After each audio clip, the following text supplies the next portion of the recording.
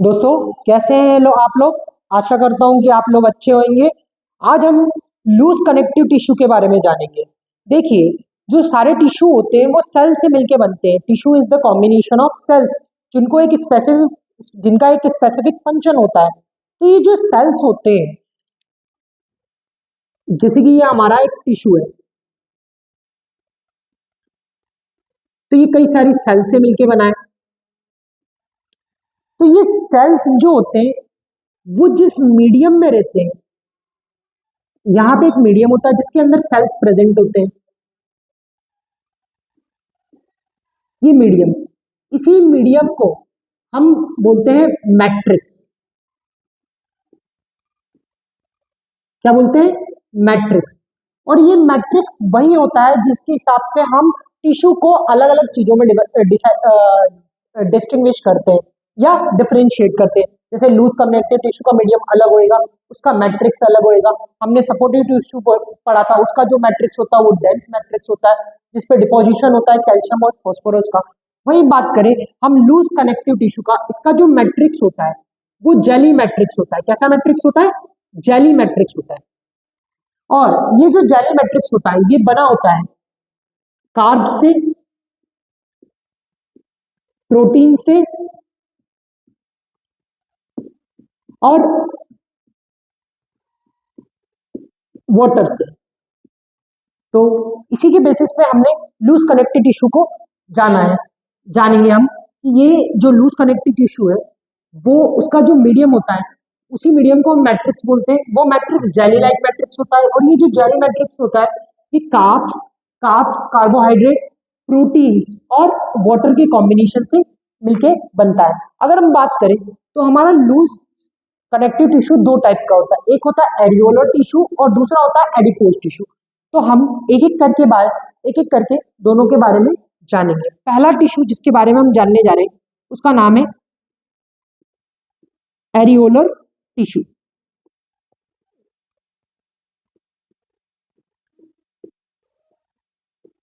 अगर इसके स्ट्रक्चर की बात करें तो ये फाइबर के नेटवर्क से मिलके बनता है और जिनके अंदर डब्ल्यूबीसी और मैस्ट सेल प्रेजेंट होती है। तो स्ट्रक्चर की बात करें इसके,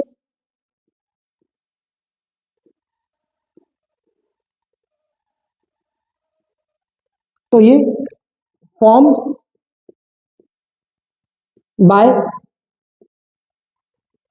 नेटवर्क ऑफ फाइबर्स, जिसको हम कोलेजन बोलते हैं। कोलेजन प्रोटीन होता है जिसके अंदर, प्लस एंड इसके अंदर present mast cell and WBC white blood cells इसके अंदर प्रेजेंट होती है। वहीं आप बात करें कि ये प्रेजेंट क्या होता है, तो ये प्रेजेंट होता है बिटवीन स्किन एंड मसल्स। हमारी जो स्किन है और जो हमारी मसल्स है उसके बीच में जो गैप होती है उसमें कौन सा टिश्यू प्रेजेंट होता है? एरियोलर टिश्यू प्रेजेंट होता है। अगर इसके फंक्शंस की बात की जाए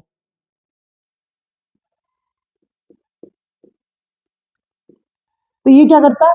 it supports the internal organ. सबसे पहला फंक्शन है ये सपोर्ट करता है। It supports the internal organs. ये सपोर्ट करता है इंटरनल ऑर्गन्स में। और जो ऑर्गन्स के अंदर इनर स्पेस रहती है उसको फील करने का काम भी किसका है? एरियोलर टिश्यू का है। तो feels spaces inside internal organs. जो स्पेसेस रहती है, जो खाली जगह रहती है ऑर्गन्स के अंदर, इंटरनल ऑर्गन्स के अंदर, उसको फील करने का काम भी किसका है? एरियोलर टिश्यू का है। वहीं अब बात करें इसका एक और काम है, इसके अंदर जो फेगो साइटेस साइटेस करके प्रक्रिया होती है, इसके अंदर वो क्या कर देता है, उसके उसके जरिए ये इनग्लफ करता है फॉरेन मटेरियल को। जो भी फॉरेन मटेरियल है, जो भी फॉरेन मटेरियल बाहर से जो मटेरियल आता है, उसको ये फैगोसाइटेसिस प्रोसेस के जरिए उसको इनग्लफ कर लेता है। इनग्लफ का मतलब बिल्कुल खा लेने का सामान है, फॉरेन मटेरियल। तो ये मेन पॉइंट थे हमारे एरियोलर टिश्यू के बारे में, कि ये इसका जो एरियोलर टिश्यू होता है उसके स्ट्रक्चर जो होता है वो फाइबर्स का स्ट्रक्चर होता है, फाइबर का नेटवर्क होता है जिसमें कोलेजन नाम का प्रोटीन पाया जाता है, और इसके अंदर मैस्ट सेल और डब्ल्यूबीसी प्रेजेंट होती है। ये कहाँ प्रेजेंट होता है, जो ये स्किन और मसल्स के बीच में प्रेजेंट होता है। इसके फंक्शन की बात करें तो ये हमारे इंटरनल ऑर्गन को सपोर्ट करता है। दूसरा, ये जो हमारे इंटरनल ऑर्गन के बीच में स्पेसेस होती है उनको फिल करने का काम किसका है, एरियोलर टिश्यू का। और ये जो फॉरेन मटेरियल है, जो बाहर से कोई भी मटेरियल आता है, उसको फैगोसाइटोसिस प्रोसेस के जरिए इनग्लफ कर लेता है। तो ये हुई हमारी बात एरियोलर टिश्यू को। अब हम जानते हैं एडिपोज टिश्यू के बारे में।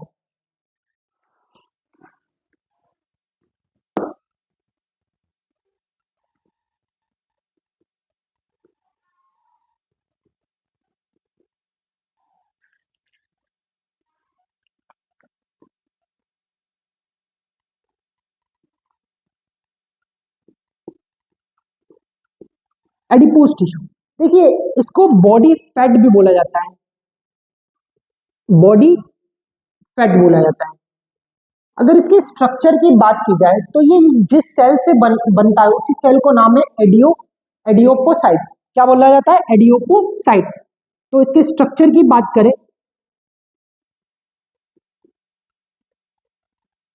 It composed of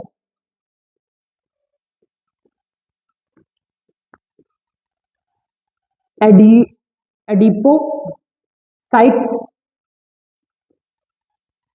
adipocytes cell से होती है, जो कि एक फैट स्टोरेज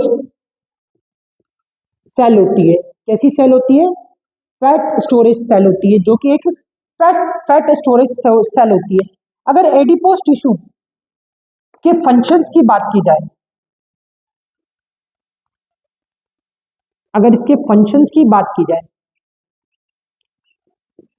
तो देखिए ये एक शॉक एब्जॉर्बर की तरह काम करता है। किसकी तरह काम करता है, शॉक एब्जॉर्बर की तरह।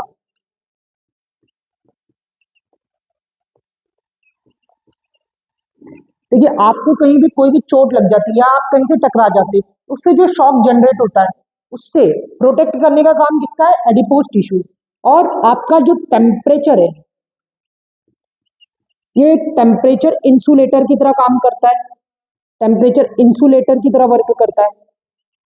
देखिए आपकी जो बाहर का टेम्परेचर है वो तो चेंज होता है, लेकिन इंटरनल बॉडी का जो नॉर्मल टेम्परेचर होता है ह्यूमन बॉडी का, वो 37 डिग्री सेल्सियस होता है। उसको मेंटेन करने में कौन हेल्प करता है, एडिपोज टिश्यू का। ये फॉर्म्स पुडिंग ऑफ स्किन,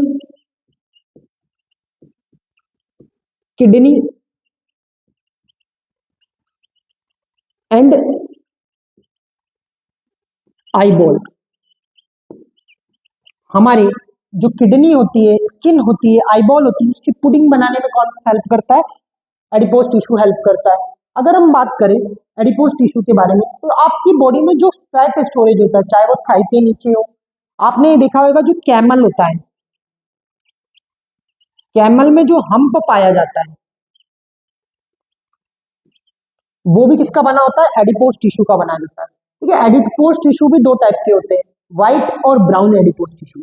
जो व्हाइट एडिपोज टिश्यू होती है, जो किडनी की पुडिंग होती है, किडनी की जो ऑर्गन होती है, जो किडनी की पुडिंग होती है, वो व्हाइट एडिपोज टिश्यू की बनी होती है। अगर हम बात करें कोल्डर रीजन में, जो कोल्डर रीजन है जहाँ पे हम पोलर बियर पाए जाते हैं, जहाँ पे ठंड बहुत होती है, उनके अंदर ब्राउन एडिपोज टिश्यू पाया जाता है। ऐसा क्यों और इसका फायदा क्या होता है वो जानते हैं। जो इन कोल्डर रीजन, कोल्डर रीजन में जो पोलर बियर होते हैं,